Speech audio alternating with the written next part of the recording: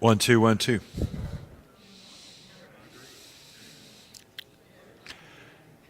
Good morning. I'm always the bad guy that interrupts the conversation. I'm sorry. Good morning. Welcome, everybody. We're glad you're here once again. If you're joining us for the first time, welcome. This is our Sunday morning auditorium class, is what we call it. That's because we don't have a better title, and it's in the auditorium.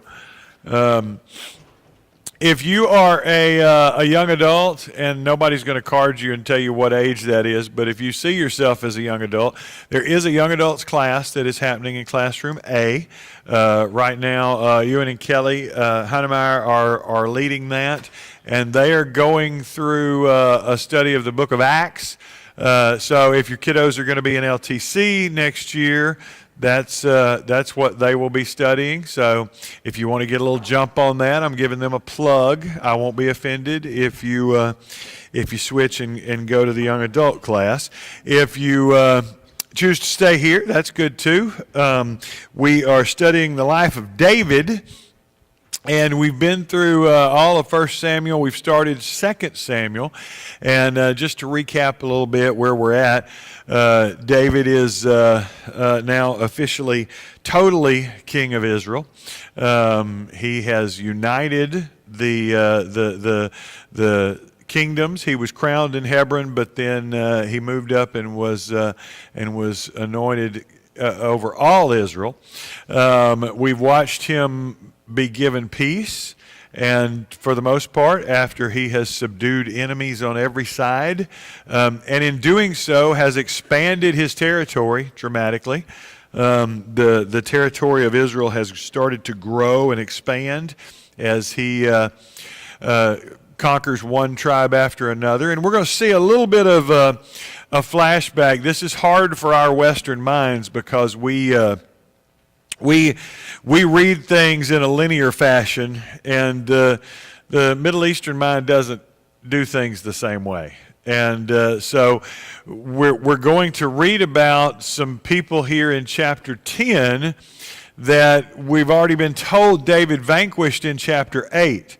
Don't let that throw you, because this is just a story of those people, and we'll talk about why we think it's placed here instead of back there. There's, I believe, a bigger theological point that the Holy Spirit's sharing with us. But anyway, don't let that throw you. If we start reading this and you're like, wait a minute, hadn't he already beat those guys? And didn't it say he already killed that king?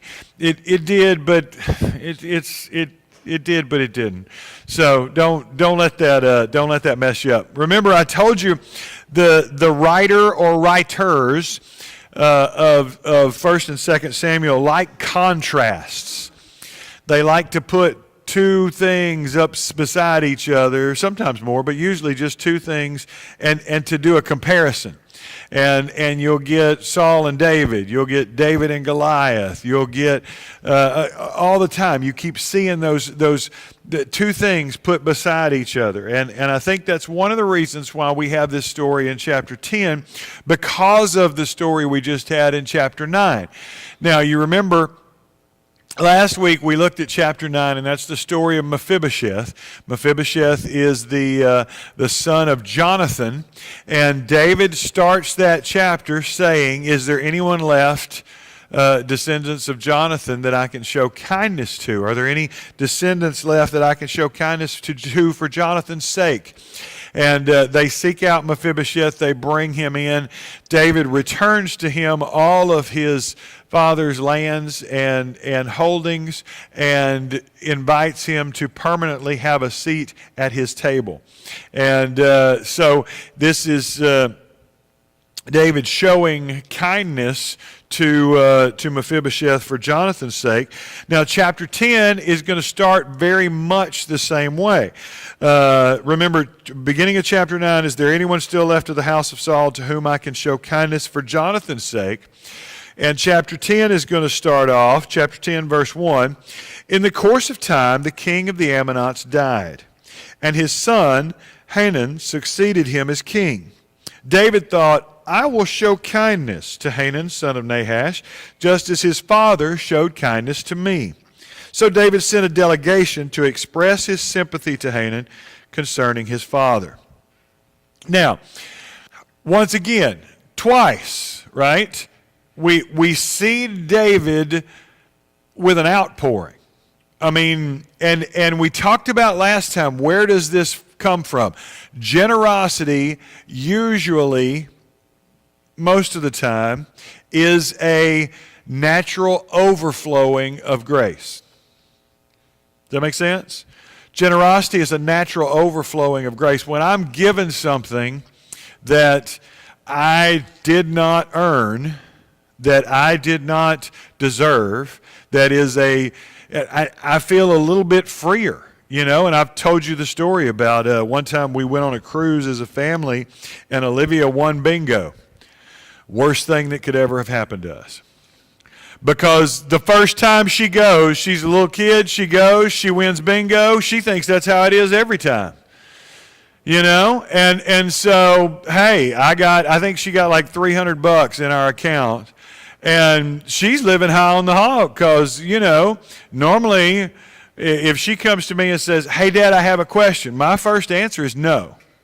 I don't even know what the question is, but that's if I start there, I'm usually in good shape. But she's got her own money now. That's free money. That ain't my money. And so, hey, whatever you want, girl, you want to go to the candy store? Let's go. Come on. And I'm a lot freer with something that I didn't earn, not mine, you know? And for most of us, the outpouring of generosity is a natural response to grace.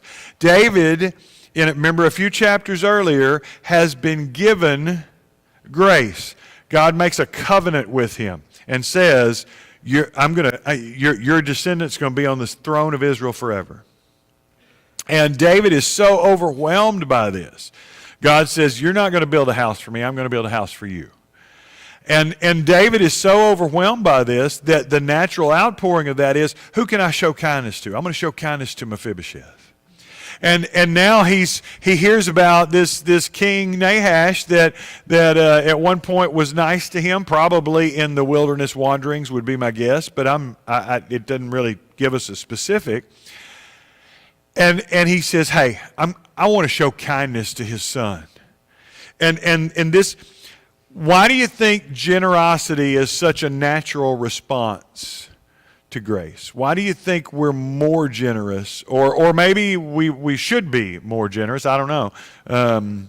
I guess I've kind of answered that a little bit, but anybody else want to chime in on that? Why is generosity a natural response to grace? No? It's the same thing as gratefulness. Yeah, that's very good. Yes, it's the same thing as grateful. That it's I can't help but be, I think that's as our theology grows.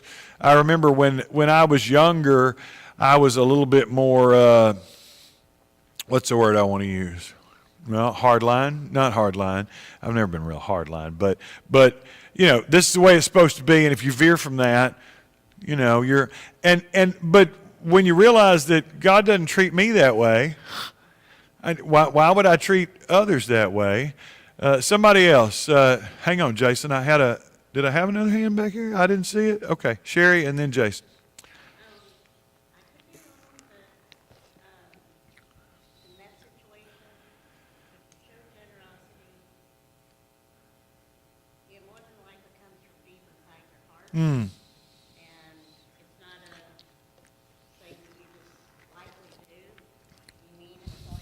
Right. That's exactly what this is, yeah.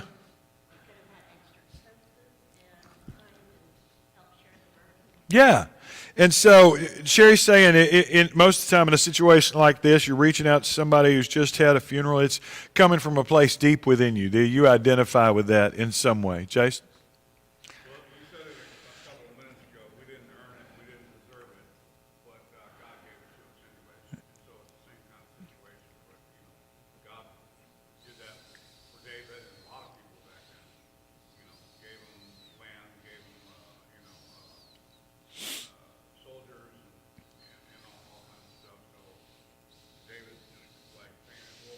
Yeah, paying it forward. We didn't earn it. We didn't deserve it. He's just passing it off. Amanda. Come on. Sorry, y'all. I didn't mean to yell, but I've been trying to remember her name for weeks now. So this is a big win for us. And part we're having a moment. Y'all just hang loose and go ahead.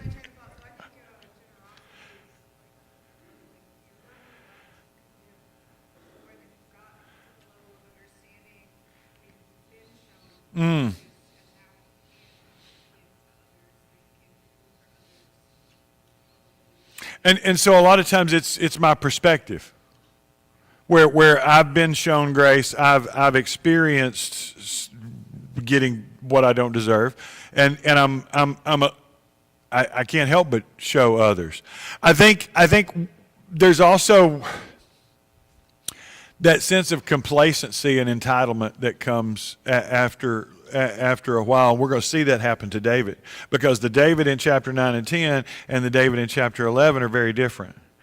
And we see the slide happening in this chapter just a little bit, but we're going to really see the crash in chapter 11. But it's that entitlement of whereas here he's reaching out to show kindness because he's been given so much.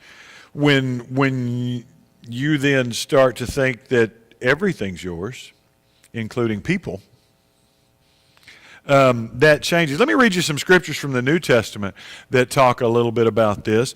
Ephesians 4:32, be kind and compassionate to one another, forgiving each other, just as in Christ God forgave you. Galatians 6:10, therefore as we have opportunity, let us do good to all people, especially to those who belong to the family of believers. 1 Peter 4:10, each of you should use whatever gift you have received to serve others as faithful stewards of God's grace in its various forms. Acts 20:35, in everything I did, I showed you that by this kind of hard work we must help the weak, remembering the words the Lord Jesus himself said, it is more blessed to give than to receive. And on and on and on. That's just a few. We could go on and on and on.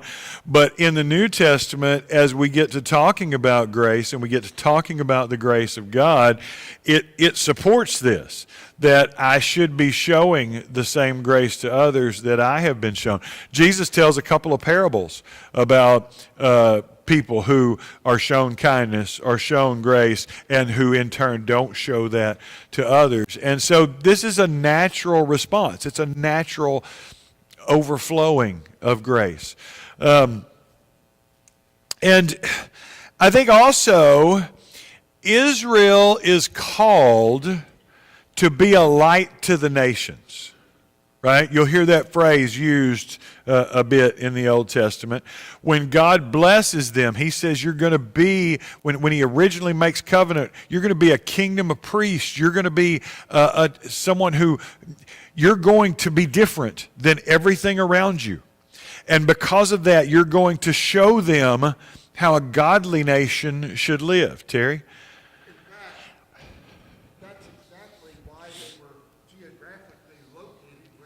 It's the conjunction of three continents. They're geographically located in a conjunction of three continents. And Terry says that's kind of why they're there, is because they are supposed to be a light to the nations. And very similar to us now as Christians. Let me read you a couple of scriptures. Isaiah hammers on this a lot. Isaiah 42:6, I, the Lord, have called you in righteousness. I will take hold of your hand. I will keep you and make you to be a covenant for the people and a light for the Gentiles. Then later on in chapter 49, verse 6, is it too small a thing for you to be my servant to restore the tribes of Jacob and bring back those of Israel I have kept?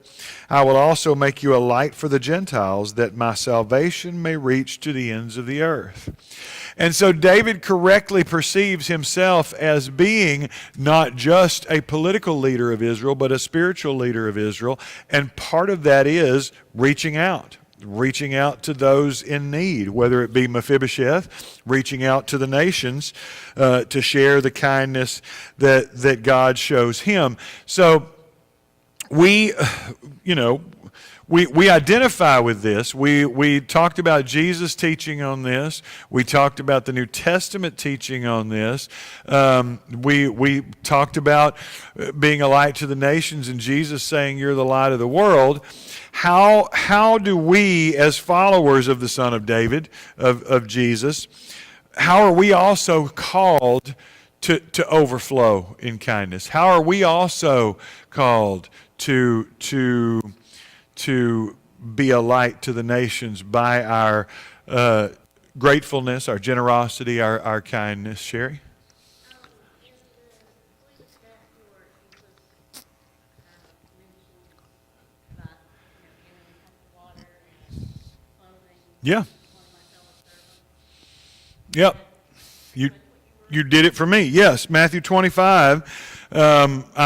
You've heard me say this before, I'm sure, if you've been around.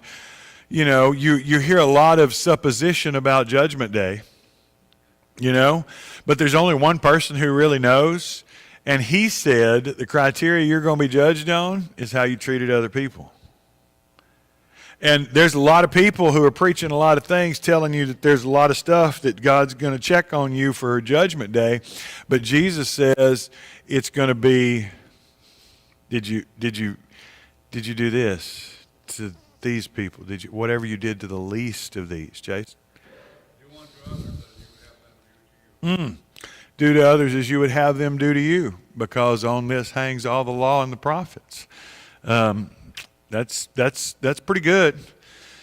And so how do we do that, though? Because that's one of those things that sounds really good when we talk about it, but it's really hard.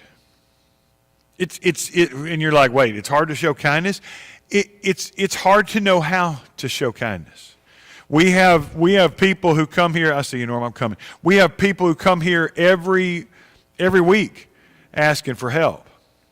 Some of them are what we call frequent flyers, and that sounds bad, but it's not bad as much as it's a culture that needs to be changed. That cycle of poverty has become a way of life.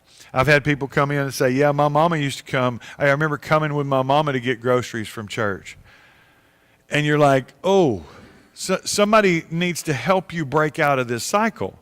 And so how do we show kindness there, but not, you know what I'm saying? I mean, it's one of those things that we say and it sounds really good, but real life is dirty and messy and takes, Norma, you had your hand up.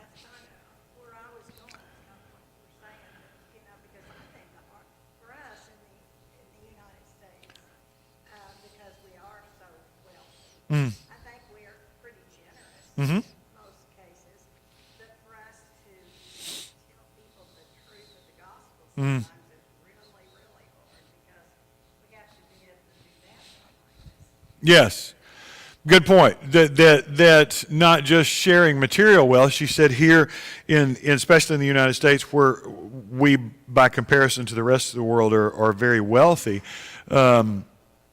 We also are showing kindness by sharing the truth of the gospel, and sometimes that's harder to do with kindness and not alienation. I agree with that.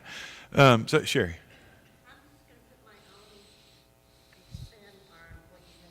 Okay. Sometimes people are trying their best, Right. and I worked a $15 an hour job raising 2 children by myself, and it was hard. Mm-hmm. And with the way the economy is, it's not all the person's fault. Absolutely. And We need to not judge people. And that's important. Absolutely. It's important. Part of showing kindness is not to sit in judgment over people, because a lot of times it may not be through something they did or didn't do. It's just a function of life. And that's what I'm saying about the cycle of poverty. Some people have never been taught anything different. And so they're just doing what they've always done, and helping to redirect that is maybe kinder than just putting a Band-Aid on it. I don't know. I'm just rolling with the flow here. I thought I saw a hand over there, so that's why I'm staring at y'all. I'm not. Y'all weren't in trouble. Let's move on. We know that this Nahash has shown up before. We don't know for a fact that he was the same Nahash that is mentioned in 1 Samuel 11. In 1 Samuel 11, there's a story where a guy, Nahash, that was king, came against the men of Jabesh Gilead, and Saul ends up coming and saving them and fighting with those people. We don't know that that's the same one, and it's not as simple as just saying that's a name. Nahash means serpent, and so it also could have had the connotation of dragon, and so the dragon may have been the name of the king, like Pharaoh. You know, they weren't all named Pharaoh by their mothers. That was or Caesar. So it could have been that Nahash is just what all Ammonite kings are called. And so, you know, we don't know. And so it's not as simple as just saying, well, this is the same guy because it's the same. We don't know that. We know that in Job 26, that word Nahash is used of the constellation Draco, and so once again the idea of dragon, and so it might be the same guy, it might not be. It's surely probable that if it is, and if it is, then this guy probably showed kindness to David when David was on the run from Saul, because my enemy's enemy is my friend. If Saul's already fought against them and beat them, then here's David who's fighting against Saul, and Nahash may have wanted to help David out because, you know, if he's causing Saul problems, he's good for me. And so we don't know that for a fact, but we're gonna pick up. When David's men came to the land of the Ammonites, the Ammonite commanders said to Hanun their lord, "Do you think that David is honoring your father by sending envoys to you to express sympathy? Hasn't David sent them to you only to explore the city and spy it out and overthrow it?" So Hanun seized David's envoys, shaved off half of each man's beard, cut off their garments at the buttocks, and sent them away. Now, first of all, in the Ammonites' defense, there is reason for them to be suspicious. David has been expanding the territory of Israel. He's been running over every comer. You know, he's been defeating neighboring kings right and left. So envoys showing up, they kind of have a right to be suspicious because he does have a track record of doing this. However, we're given nothing in Scripture to think that he had ulterior motives and that it just looks bad. Maybe not, I don't know. But you can understand why they would be suspicious. But the insult is way more than even if they were spies. These guys go overboard, and once again, our Western minds, we don't understand this. To a Jewish man, or really any male in the Near East at this time, the beard was their masculinity. Okay? It was a sign of their manhood. And so you have a big long beard, you know, it was you were a manly man, you know, and it was the glory of the beard. It was I don't know, it was a curse to have the beard shaved, to have half the beard shaved. In fact, in Isaiah 7, God threatens to shave their beards as a punishment. Isaiah 7, verse 20, "In that day the Lord will use a razor hired from beyond the Euphrates River, the king of Assyria, to shave your heads and your private parts and to cut off your beards also." it's a threat, it's a curse, it's a huge punishment. And so to have your beard shaved off involuntarily, to have half your beard shaved off involuntarily is even more embarrassing, because you know nobody, that was done to you. You didn't do that. And so we obviously don't get that. There's squabble between scholars as to what happened with the cutting off of the garments. Some of them say they just cut it in half at the buttocks. I don't think so. I think they cut it off. I think they cut off the skirt so that they were naked from the waist down, because really only priests wore undergarments.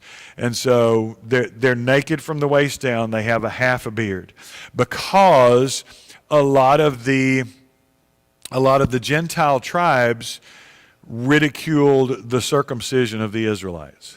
All right? Locker room, I'm not going there. You can put it together for yourself. But so to cut off their garments at the buttocks is they're naked from the waist down. They have half their beard cut off, and they're sent packing. This is a huge insult, because it's not just to these men personally. They are envoys of Israel.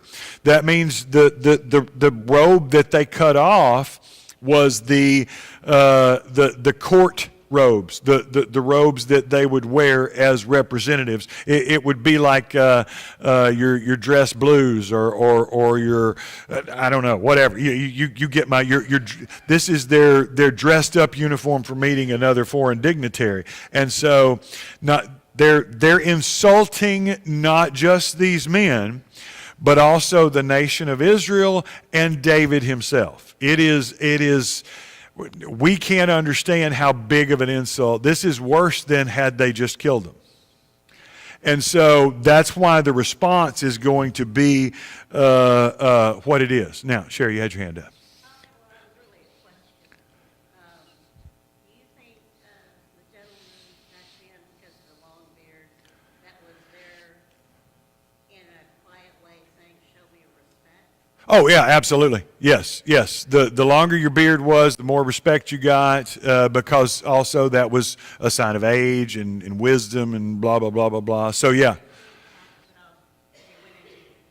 Yes, when they shaved half of it off, it was a humiliation. It was made to humiliate them and to like I said, to a Middle Eastern man at this time, well, even a lot of places now, this was worse than death, because they I mean, that's something that if you that doesn't grow back overnight, you know. So I find it interesting. Now, we talked about this just a minute ago at the intro. This story is placed in chapter 10 right after chapter 9. We have a great contrast here of the acceptance of kindness. Mephibosheth is called in. You know, he's got to be scared. We talked about this last time. He's got to be a little bit nervous. And he is given this kindness, and he accepts it. He's overwhelmed with it. Hanan listens to his advisors and does not accept the kindness. He sees some kind of nefarious subplot in it and lashes out. And so it's David showing kindness in 2 chapters and 2 different ways of accepting kindness. Why is it so hard for us as human beings to accept the kindness of others? We've talked about being the benefactor, the one who reaches out and shows kindness.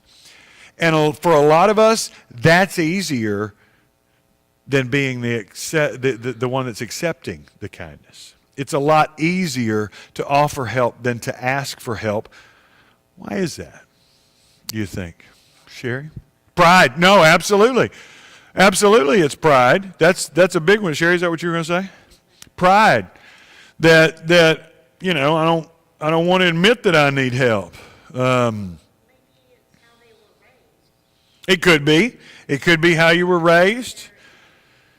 You know, my generation, we came up and we were taught that men were supposed to be John Wayne or Clint Eastwood. You know, we were supposed to be Stoic, yeah, stoic and silent and strong and real men don't cry and all this stuff. And the problem is none of those guys are real. We're basing our stuff on fictional movie characters that aren't real. And so we try to do that in real life, and amazingly it doesn't work because that's not real life. But why is it so hard? Some of it's pride. What else? What do you think? Why is it so hard for us to accept the kindness of others? I'm not looking for anything. I'm not fishing. I'm just, James.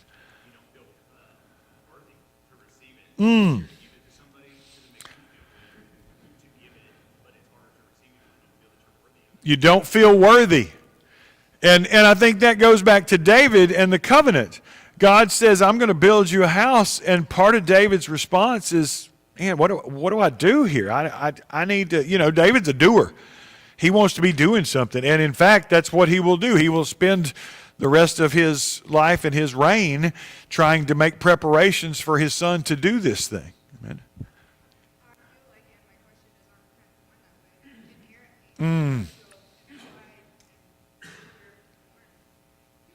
There's some of it that's just human nature.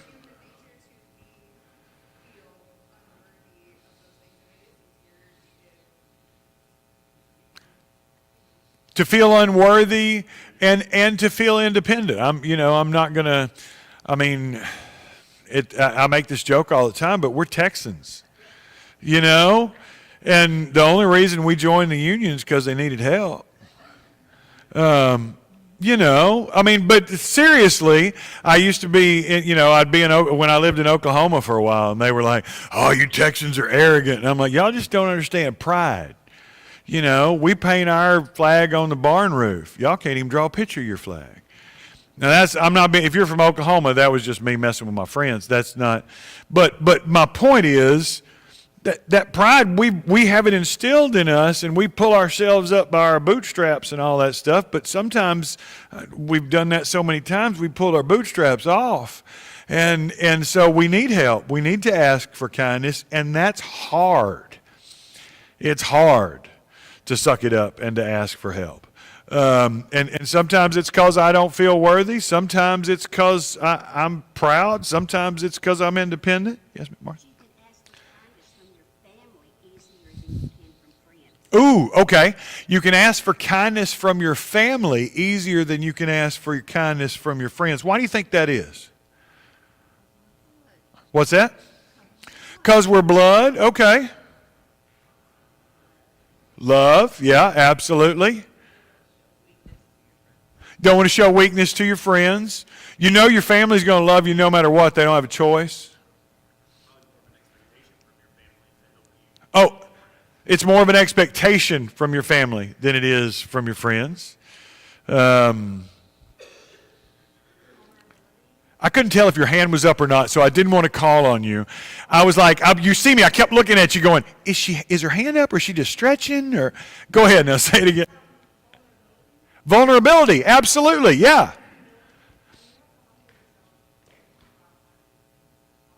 And it's easier for me to be vulnerable with my family than it is with others because, my family's already seen my worst for the most part.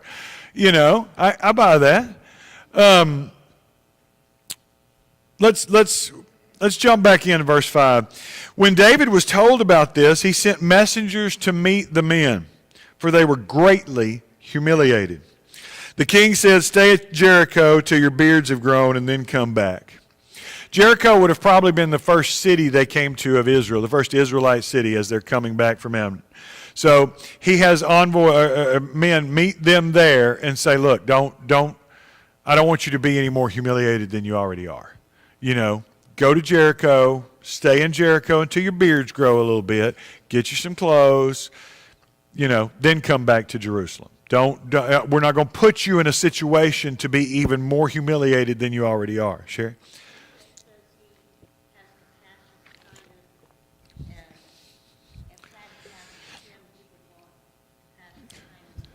Absolutely. That he is once again showing kindness. He's thinking about other people. He's thinking about these men's humiliation, instead of just immediately reacting, because this is against him. This is against Israel as well. Yet instead of immediately retaliating, now he will retaliate, but instead of immediately jumping to that, he takes the time to consider the feelings and the humiliation of these men. I think that's remarkable, because that's not something every king would do. And sometimes I don't know anything about these guys. We don't know who their names were or whether they stayed in the army or in his service. But you got to think those small kindnesses mean a lot. Think about that. And we can all go back and look in our history and think about little bitty kindnesses that were shown to us that mean a great deal. Or sometimes that were shown to our family, or especially our children. I mean, you're nice to my kids. You've got me. I'm yours. Because that means a lot to me. I told somebody the other day. They said, well, I'm not mad at you. I said, I live with a wife, 2 teenage girls, 3 cats, and I'm a Church of Christ preacher. I'm used to people being mad at me all the time. That's just normal. That doesn't bother me. But somebody else being kind to my family means a lot. Stephen? I've been listening because I showed up late, but kindness... Did you go get a tardy slip? No, I'm just kidding. Go ahead. Kindness comes with a catch. In my experience, I have never actually had somebody be kind just to be kind. It's always, what can you do for me if I do this for you? And I heard you say that sometimes it's easier to ask family than friends. It's way easier for me to ask my friends than my family. Because with my family, there's always a string. It's never, hey, we're going to give you this. Don't worry about it. Go take care of your family. But later on, it's, oh, hey, we did this for you. Now you owe us this. Don't forget this, yeah. That a lot of times kindness comes with a catch, is what Stephen's saying. And for some people, it's easier to ask friends than family because there is always a catch.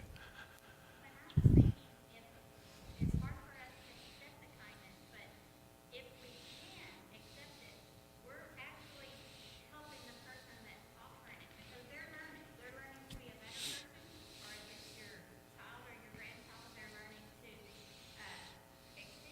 So we need to be able to accept it to help them out in their learning. Absolutely. That a lot of times us accepting the kindness is actually helping the other person.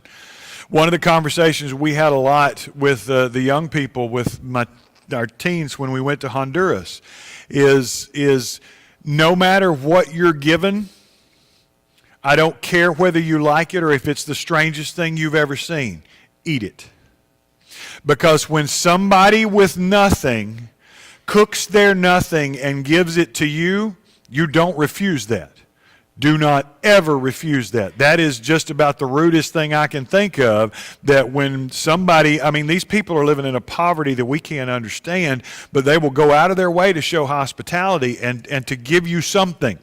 And so we had a deal, and even some of my little girls who are super picky, they would come by and they'd scoop some of their beans off on Jeff's plate, when nobody was looking. And that's fine. I'll eat it for you, but you are not going to go back up there with a full plate and say, oh, no, thank you, I didn't want that.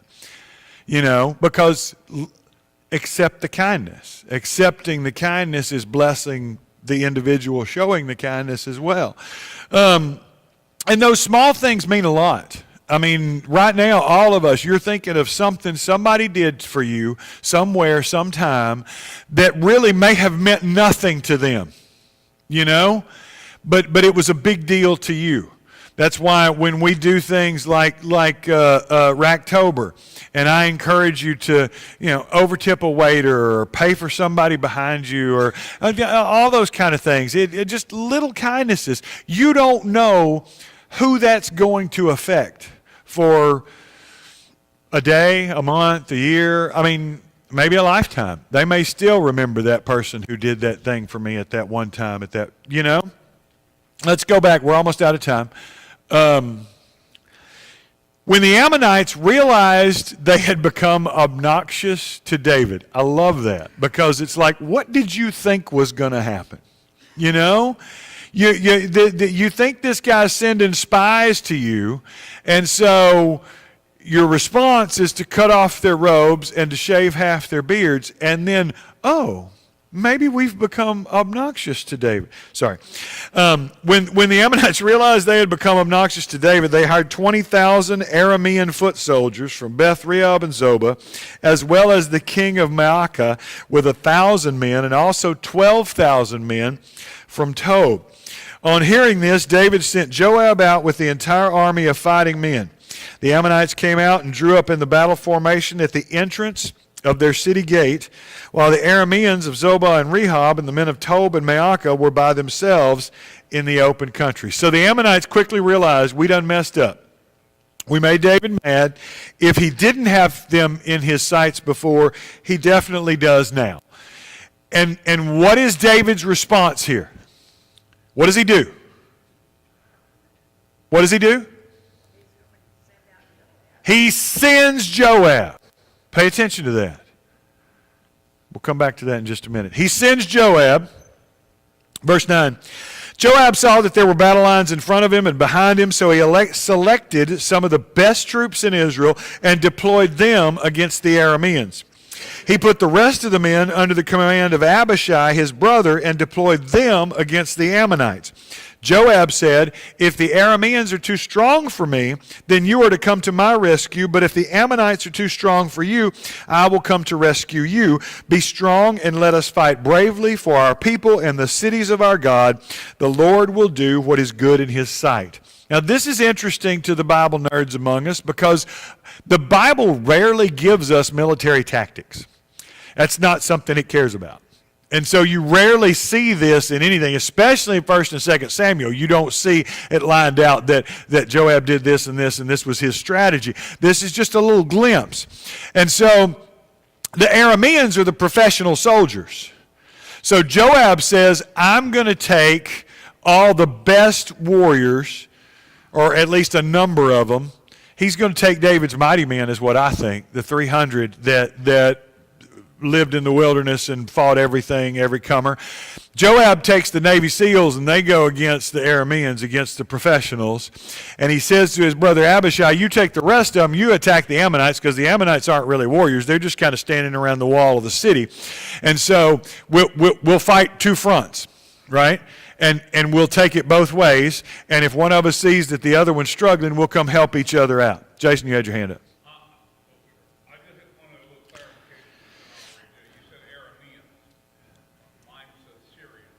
Same thing. Yeah, they're just using different. Syrians is a more modern name for the area where they were from. No, you're fine. Verse 12. Then Joab and the troops with him advanced to fight the Arameans, and they fled before him. When the Ammonites realized that the Arameans were fleeing, they fled before Abishai and went and sat inside the city. So Joab returned from fighting the Ammonites and came to Jerusalem. So Joab and the 300 go against the professional soldiers. Professional soldiers figure out real quick, we're not getting paid enough for this. They take off. So then Joab turns around and they're coming. The Ammonites like, oh, our backup's done left. What are we going to do? Let's run and hide inside our city. So they run and hide inside their city, and Joab goes, okay, we're good, we're done. I'm going home. And so we know that what did he just said? The Lord will do what is good in his sight. And we've seen over and over and over, this is one of the ways God goes out and fights battles in front of them. By the time they get to the battle, everybody's run off, right? This is a common thing that God does over and over and over. But just like us, and this will preach right here, God may drive our problems away, but they still find a way of coming back. That's what happens. Verse 15. After the Arameans saw they had been routed by Israel, they regrouped. Hadadezer had Arameans brought from beyond the Euphrates River. They went to Helam with Shobach, the commander of Hadadezer's army, leading them. When David was told this, he gathered all Israel, crossed the Jordan, and went to Helam. The Arameans formed their battle lines to meet David and fought against him, but they fled before Israel, and David killed 700 of their charioteers and 40,000 of their foot soldiers. He also struck down Shobach, the commander of their army, and he died there. When all the kings who were vassals of Hadadezer saw that they had been routed by Israel, they made peace with the Israelites and became subject to them. So the Arameans were afraid to help the Ammonites anymore. A couple things. This is something one of David's gifts that doesn't get talked about enough. He is good at bringing people together. Those discontented and indebted and miscreant masses that came to him in the caves of Adullam are now the mighty men. He brought them together and turned them into an elite fighting force. He brings the tribes down here that had anointed him king and the tribes up here that anointed him king and unites them into a cohesive country. He takes Jerusalem and gives them a central capital, the city of David, and now it unites the country. He brings the ark back to unite the country spiritually. He is really good. And that's what he does here. He calls all Israel together. What's different in the first battle and the second battle? David goes out with them. The first battle, he sends Joab. The second battle, he goes out with them. The second battle, they kill everybody. The first battle, they just scared everybody off. They didn't really fight. There's something there. We're getting a little foreshadowing of what's going to come in chapter 11. Terry? But this is also a demonstration of God fulfilling his covenant with the people of Israel. Because in Deuteronomy 28, 29, and 30, one of these sermons of Moses, he started out by saying, this is what's going to happen if you stay and follow me and obey me. You're always going to be successful in your battles. You're going to fight, and your enemies are going to flee. Absolutely. But if you don't stay with me, then it's going to be the opposite. Yeah. But as David is a king that follows God, that's what you're seeing here. The fulfillment of God's covenant. The fulfillment of God's covenant. That's what we're seeing here. The covenant that God makes over and over, really. That Deuteronomic theology carries over into Joshua and Judges, and that if you do right, you're blessed, and God will fight your battles for you. If you turn your back on God, then you're on your own. And it's not really God punishing, you just don't have the backup anymore. You know, he's not saying I'm going to deliberately smite you. He's just saying, if you're with me, I'll be with you. But if you're not with me, then you're on your own. I think there's something here, and this is what I want to leave on. I know we're a little bit over, and I'm sorry. But the question that I always ask, why is this story here? Why is the story here? All the stories that were lost in translation, lost and not recorded, why does the Holy Spirit keep this one? And I think there's an example. I think it's also teaching us about accepting the kindness of the King. Because I think sometimes we feel like Mephibosheth, sometimes we feel like Hanan. And sometimes when God is offering me the grace and the kindness that David is showing, I respond like Mephibosheth and say, "Oh, I'm invited to sit at the king's table. What a great honor." Other times I'm like, "What's the catch?" God just, you'll hear people say, "God just wants to take away all my fun." No. And so that'll preach right there, but I'm going to leave that with you so that you can be thinking about that all week. How do I accept the kindness of my King?